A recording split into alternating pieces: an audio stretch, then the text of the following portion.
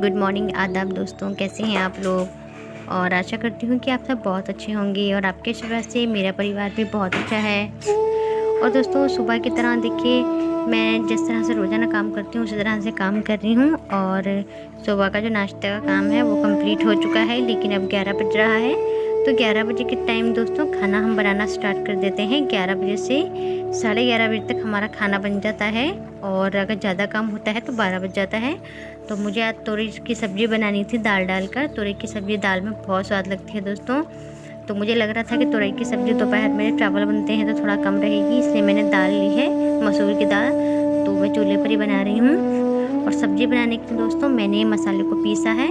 और गांव में दोस्तों जब भी सब्ज़ी बनाते हैं तो मसाले को हाथ से ही पीसते हैं, जिसमें जीरा, लहसुन, प्याज वगैरह पीसते हैं। जो भी मसाला पीसते हैं तो वो दोस्तों हाथों से ही पीसा जाता है, क्योंकि जो हाथ से मसाला पीसते हैं सिल पर, उसमें जो स्वाद आता है ना खाने में, वो दूसरे मसाले में नहीं आता है।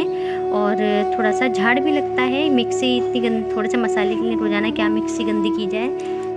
तो दोस्तों हम जल्दी से अपने हाथों की मशीन चलाते हैं और सिल पर मसाला पीस लेते हैं। तो न जाने क्यों दोस्तों, मेरी भी आदत है, ये आदत कभी छूटती ही नहीं है मसाला पीसने की।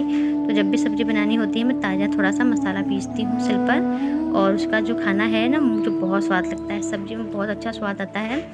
तो देखिए, मैं चूल्हे पर सब्ज़ी बना रही हूँ, धीमी धीमी आंच पर। सब्ज़ी में बहुत ही स्वाद आएगा। जो दाल होती है मसूर की, तो वो धीमी धीमी आंच पर अच्छे से गल जाती है। और दोस्तों, खाने में जो स्वाद होता है वो भगोने में बनाने पर ही आता है, चूल्हे पर। कुकर में इतना ज़्यादा नहीं आता। कुकर में तो हम ज़बरदस्ती खाना बनाते हैं। तो देखिए, मैंने जीरे का तड़का लगा दिया है। अब मैं प्याज का तड़का लगा रही हूँ। और तड़का मैंने भूल गया है, जिसमें थोड़ा सा आग लग जाती है।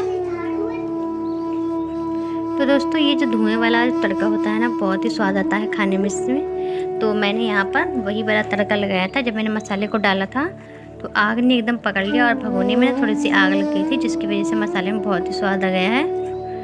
तो देखिए, मैंने सारे नमक मिर्च मसाले इसी में भगोने में डाल दिए हैं दोस्तों। और ज़्यादा मसालों का मैंने इस्तेमाल नहीं किया है, बहुत लाइटली मसाले डाले हैं जो हम रोज़ाना डेली बेस यूज़ में डालते हैं। और थोड़ा सा पानी डालकर अच्छे से मसाले को भूना है। तो दोस्तों, हम रोज़मर्रा की ज़िंदगी में जब खाना बनाते हैं तो गाँव में चूल्हा ज़रूर जलाया जाता है। चूल्हे का जो खाना है वो खाने में बहुत स्वाद आता है, साथ में गैस की बचत होती है। तो दोस्तों, सुबह मैं नाश्ता बना लिया था, और अब दोपहर का जो काम है मैं वो निपटा रही हूँ जल्दी जल्दी। अभी मुझे गाय को चारा डालना है, तो अभी बहुत सारे बर्तन हैं दोस्तों। तो आज मेरा मन है कि मैं राख से बर्तन साफ़ करूँगी। काफ़ी दिन हो गए हैं राख से बर्तन साफ़ नहीं किए हैं, क्योंकि दोस्तों राख से बर्तन मांजने पर ना बर्तनों में चमक आ जाती है। जब हम खाली साबुन से मांजते रहते हैं तो हल्का पीलापन रहता है, लेकिन दोस्तों जब हम थोड़ा सा सर्फ मतलब डिटर्जेंट पाउडर डालते हैं हम थोड़ा सा राख के अंदर, और फिर उसके बाद हम बर्तन मांजते हैं ना, तो बर्तन में बहुत अच्छी चमक आ जाती है। तो देखिए, भगोना बहुत ही काला हो रहा था 3-4 बार, मतलब मैंने इस पर चूल्हे पर कुछ बनाया था तो बहुत ही काला काला सा हो रहा था। लेकिन अब देखिए, मांजने के बाद एकदम चमक आ जाएगी इसमें। तो दोस्तों, हम लोग गाँव में इसी तरह से राख से बर्तन मांजा करते हैं, और बहुत अच्छा लगता है जब हम बर्तनों को मांजने के बाद धोते हैं। तो सच में कह रही हूँ दोस्तों, बहुत ही चमक आ जाती है। बहुत अच्छे लगते हैं बर्तन, दूध से ही चमकते हैं। तो दोस्तों, गाँव की ज़िंदगी शहरों की ज़िंदगी से बहुत अलग होती है। गाँव के रहन सहन, तौर तरीका और काम करने का तरीका भी दोस्तों बहुत अलग होता है। और दोस्तों, हम गाँव के लोग ज़्यादातर सादा और सिंपल काम करना बहुत पसंद करते हैं। तो इस तरह से दोस्तों, आपने देखा होगा पहले कि हमारी माताएं हुआ करती थी, वो इसी तरह से बर्तन साफ़ किया करती थी। और पहले तो दोस्तों ज़्यादा सर्फ साबुन भी नहीं हुआ करता था, सिर्फ राख से ही वो चमका दिया करती थी बर्तनों को।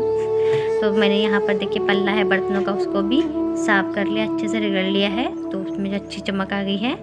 और काफ़ी सारे बर्तन हैं मेरे पास, तो मैं यहाँ बर्तन धो रही हूँ। बहुत सारे बर्तन झूठे पड़े थे, और कुछ जो साफ़ थे पल्ले में थे, तो उनको भी मैंने निकाल कर मांज लिया है राख से। और जिनकी गंदगी नहीं निकल पा रही थी प्लेट को, उसको मैंने ब्रश से साफ़ कर दिया। और सारे बर्तन साफ़ करने के बाद अभी मुझे बाहर झाड़ू वगैरह लगाना है, क्योंकि गौ माता के नीचे गंदगी हो गई है।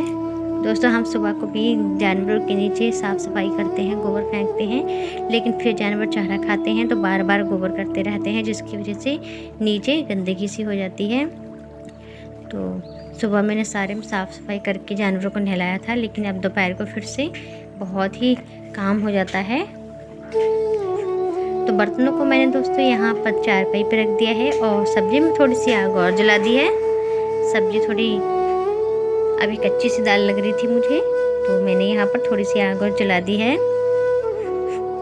तो दोस्तों हमें तो जो गांव की ज़िंदगी है बहुत अच्छी लगती है। आपको कैसी लगती है? आप लोग कहाँ रहते हैं तो मुझे कमेंट करके ज़रूर बताइएगा। तो देखिए दोस्तों, हमारी जो घास थी, ग्रास ग्रीन की, तो यहाँ पर जो प्रोग्राम हुआ था उसमें गरम गरम खाने के भगोने रख दिए गए थे, जिसकी वजह से थोड़ी सी घास जल गई थी हमारी, लेकिन फिर से आ जाएगी। फिर से हरे भरे खेत खलियान हो जाते हैं देखिए, और जो घास है हमारी ग्रीन की वो भी हरी भरी हो जाएगी। और दोस्तों जो गांव के खेत खलियान होते हैं बहुत ही मन लुभाने वाले होते हैं। गांव की सादा सिंपल सी ज़िंदगी दोस्तों सभी को बहुत पसंद आती है।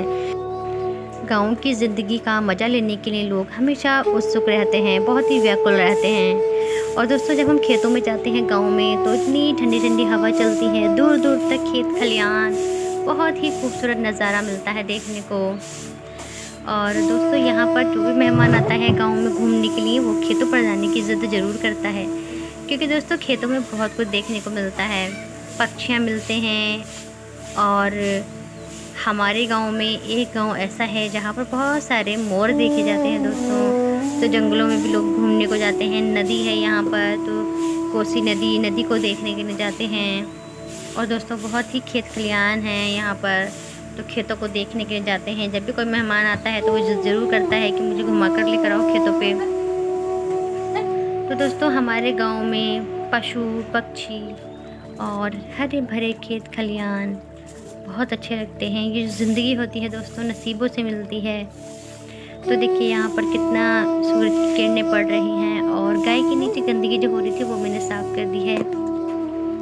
क्योंकि दोस्तों जिस तरह से हम अपनी साफ़ सफाई का ख्याल रखते हैं, ध्यान रखते हैं, उसी प्रकार से हमारे लिए जानवरों का ख्याल रखना भी बहुत ज़रूरी होता है। क्योंकि जानवर जितने अच्छे साफ़ सफाई में रहेंगे, जितने शुद्ध वातावरण में रहेंगे, वो बीमारी से हमेशा दूर रहेंगे, और उनकी जो सेहत है वो भी हष्ट पुष्ट रहेगी। जब सेहत अच्छी रहेगी तो जाहिर सी बात है कि गाय भैंस दोनों ही दूध में भी हमेशा अव्वल रहेंगे। तो दोस्तों मेरी छोटी सी ज़िंदगी यही है, सुबह उठकर सारा काम करना सुबह का, उसके बाद में दोस्तों दोपहर का काम करना, बीच बीच में अपनी दुकान को देखना, अपने बच्चों की परवरिश पर अच्छे से ध्यान देना, अपने ऊपर भी ध्यान देना, क्योंकि दोस्तों हम भी ठीक रहेंगे तभी अपने घर का जो कार्य है उसको कर पाएंगे, कार्यभार को संभाल पाएंगे। तो दोस्तों आंगन में जब चिड़ियाँ चहचहाती हैं तो बहुत अच्छा लगता है देखने में। इस समय दोस्तों धानों का सीजन चल रहा है, धानों में पानी लग रहा है। तो जब धानों में पानी लगता है तो ठंडी ठंडी हवाएं चलती हैं दोस्तों, चिड़ियाँ चहकती हैं, और खेत खलियानों में बहुत ही खूबसूरती नज़र आती है। फूल खिले होते हैं दोस्तों, और इस समय सूरजमुखी के फूल भी बहुत खिल रहे हैं।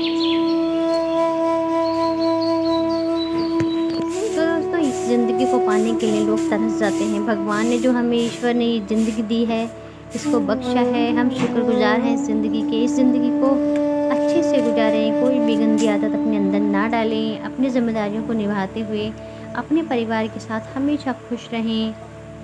बस यही प्रार्थना रहती है भगवान से कि अपने जो जीवन में कार्य मिले हुए हैं उनको पूरा करते हुए ध्यानपूर्वक अपने परिवार का ख्याल रखें दोस्तों। यही एक ज़िंदगी का आधार है कि परिवार से होकर ही सारी खुशियाँ मिलती हैं। परिवार में रहने के बाद ही एक असली ज़िंदगी का जो महत्व होता है वो समझ में आता है। यूँ तो दोस्तों सभी जीते हैं अपने लिए, लेकिन अपने परिवार के लिए जीना बहुत ही खुशी की बात होती है, और एक महिला के लिए तो बहुत ज़्यादा। तो दोस्तों बातें करते करते मेरी सब्ज़ी बन गई है, और चारा मैंने जानवरों को डाल दिया है। तो गौ माता को मैंने चारा डाल दिया है, क्योंकि अब समय से चारा डल जाएगा तो 4 बजे के टाइम में दूध निकाल लूँगी, तो दूध जो अच्छे से इनके अंदर बन जाएगा। और उसके बाद दोस्तों मैं खल डालती हूँ, तो बिना भिगोए मैं खल डालती हूँ। तो जैसे ही मैंने चारा डाला है, इसके ऊपर से मैंने एक नापा बना रखा है एक टिफ़िन का, तो एक बर्तन का, उसको ही मैं भरकर ऐसे ही डाल दूँगी। तो खल से बहुत अच्छे से गाय के अंदर जो दूध की मात्रा है वो बढ़ जाती है, पूरी हो जाती है। जिसकी वजह से दोस्तों दूध जो है पूरी मात्रा में प्राप्त हो जाता है, निकल जाता है। क्योंकि दोस्तों जानवरों को चारे के साथ साथ राशन की आवश्यकता बहुत ज़्यादा होती है और डॉक्टर्स का मानना होता है दोस्तों कि 2 लीटर दूध के ऊपर 1 किलो राशन की मात्रा होनी चाहिए, जिसकी वजह से दूध की जो मात्रा है वो पूरी रहती है, दूध में कमी नहीं आती, दूध कम नहीं देती हैं गाय। तो इसलिए दोस्तों मैं अपनी गौ माता का अपने बच्चों की तरह ही ख्याल रखती हूँ, क्योंकि दोस्तों गौ माता का मेरे जीवन में तो बहुत ही महत्व एक स्थान है, बहुत ही महत्वपूर्ण स्थान है। मैं औरों का तो नहीं कह सकती दोस्तों, लेकिन मेरे घर पर जब गाय नहीं थी तो दूध की बहुत समस्या थी। आज दूध है दोस्तों मेरे घर पर, तो हम लोग जितना मन करता है उतना दूध दही खा लेते हैं। इसलिए दोस्तों मेरे जीवन का एक आधार हमारी गौ माता भी हैं, तो ये मेरी फैमिली का एक हिस्सा है दोस्तों, इसका ख्याल रखना मेरी जिम्मेदारी है। तो जिस तरह से मेरी फैमिली है मेरे लिए महत्वपूर्ण, उसी प्रकार से मेरी गौ माता है, तो इनका छोटा सा बछड़ा है, इसका भी ख्याल रखना पड़ता है। तो दोस्तों देखिए मैंने सारा काम कर लिया है। तो आज की वीडियो में इतना ही दोस्तों। वीडियो पसंद आए तो वीडियो को लाइक करके चैनल को सब्सक्राइब जरूर करें। तो मिलते हैं किसी नई वीडियो के साथ, तब तक के नमस्कार।